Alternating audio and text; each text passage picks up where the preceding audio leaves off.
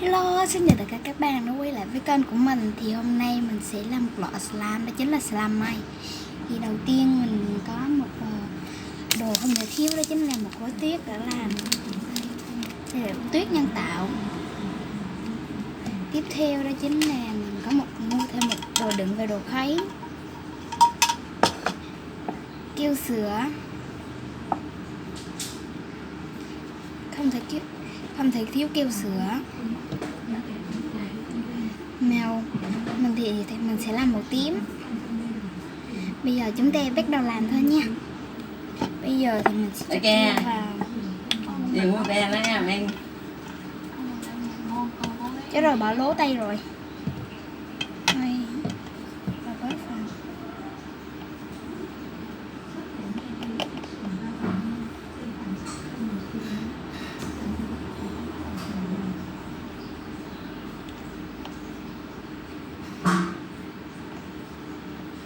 Mình sẽ đóng lại. Mình sẽ cho màu tím vào. Mình làm màu tím rồi. 2 giọt màu tím thôi, như một giọt hơi đậm đó. Rồi đúng, sẽ gọi đều lên.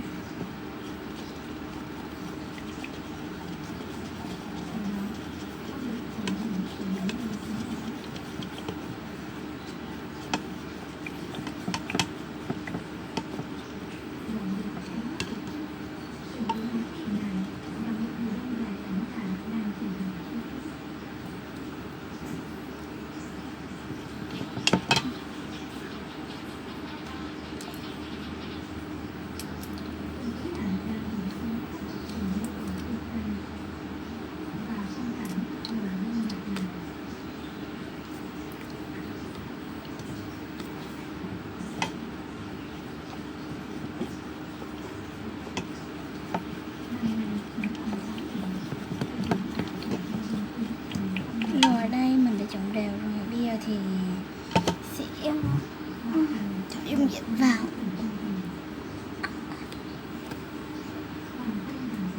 Mình có một dung dịch rồi, sẽ cho từ từ thôi nha mọi người.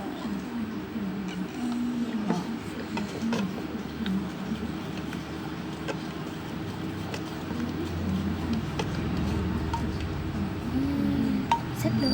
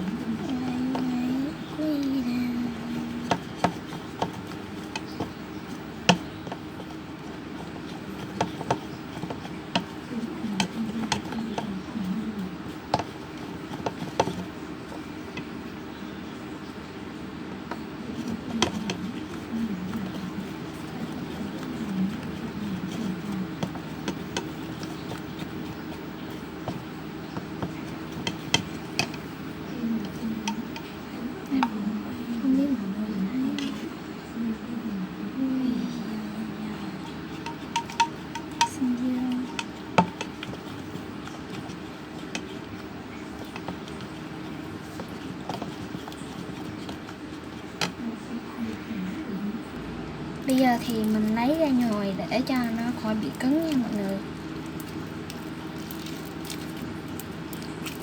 Nó một cục rồi nó còn dính cái viền. Bây giờ mình sẽ hái về nha. Rồi cuối cùng thì mình cũng đã làm ra một cục slime và mình cũng đã dọn sạch cái này rồi. Thì bây giờ mình sẽ bỏ xuống thấp cho mọi người thấy quá trình pha tuyết của mình nhé. Bây giờ thì mình sẽ bỏ cục slime này qua một bên và xé gói tuyết này ra.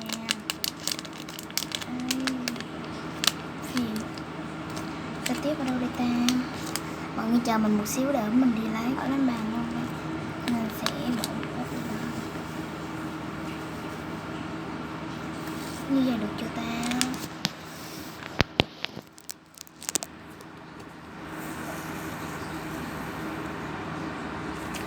Rồi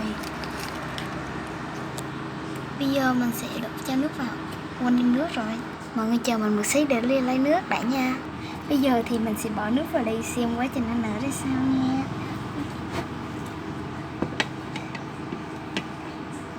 Mọi người xem đi.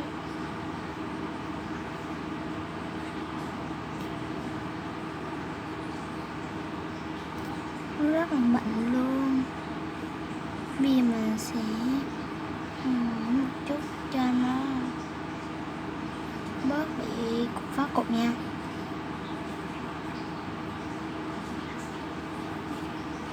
Thì ở trên đây được rồi nhưng mà ở dưới đây chưa được, cho nên là mình sẽ cho thêm một ít nước nữa. Đây, trộn đều.